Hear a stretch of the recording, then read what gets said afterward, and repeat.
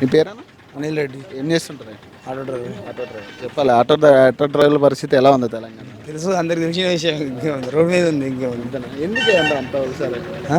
ఒకసారి ఎందుకు అట్లా? అది వాళ్ళకి తెలియాలి. రేవంత్ రెడ్డి తిరుగుతా కాంగ్రెస్ ప్రభుత్వానికి తెలియాలి. మరి ఇప్పుడు ప్రభుత్వం వస్తే బాగుంటుందనే కదా మీరు ఓట్లు వేసింది. మేము అసలు అది వస్తుందని ఊహించాము. మేము బీజేపీ వస్తుందని ఊహించినాము. ఎట్లుందంట ఈ పథకాలు? మాకైతే ఏ పథకాలు ఏం ఉన్నాయి అమ్ముకుంటున్నారు. ఆటో అమ్మదానికే పోతున్నాం. మాట్లాడి అమ్మదానికి పోతున్నాం. చూపి లైవ్ చూపియారు. ఇప్పుడు అలా కదా, డీజిల్ మందం కూడా రాకపోతే కష్టమే కదా. కష్టమవుతుంది.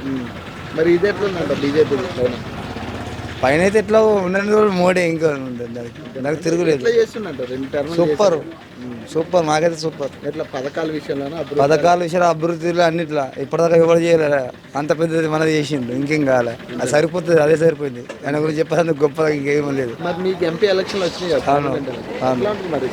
అదే టీఆర్ఎస్ నుంచి ఇందులోకి వచ్చేసింది. ఎట్లా మాకు బీపీ పట్టలే మాకు. ఎందుకంటే మరి గతంలో 2 సార్లు చేసిండే, మరి అప్పుడు ఎట్లా చేసిండే? అప్పుడు మాకు ఎంపీ ఎక్కువ అయితే మాకు ఎమ్మెల్యేతో పని, ఎంపీతో అయితే మాకు అవసరం లేదు. జైరాబాద్ దగ్గర లేదు. ఫండ్ ఆయనే కదా. ఫండ్ అయినది కానీ ఇప్పుడు మేము కూడా బీపీ పట్టలకి వేయాలని ఉంది. ఎందుకంటే మేము బీజేపీ పార్టీకి తప్ప దీనికి వేయలేము. మేము అంటే పార్టీ పరంగా వేస్తారా లేదా ఎట్లా అభ్యర్థి పరంగా? క్యాండిడేట్ అయినా బీపీ పట్టేలు వచ్చింది కాబట్టి ఈయన పర్లేదు చేసేటైనా మనకి ఏదైనా ఆపదేశం ఇప్పటిదాకైతే అలాంటి పరిస్థితి రాలేదు. వస్తే గినంగా చేస్తాడు వచ్చు, కానీ ఇప్పటిదాకైతే రాలేదు.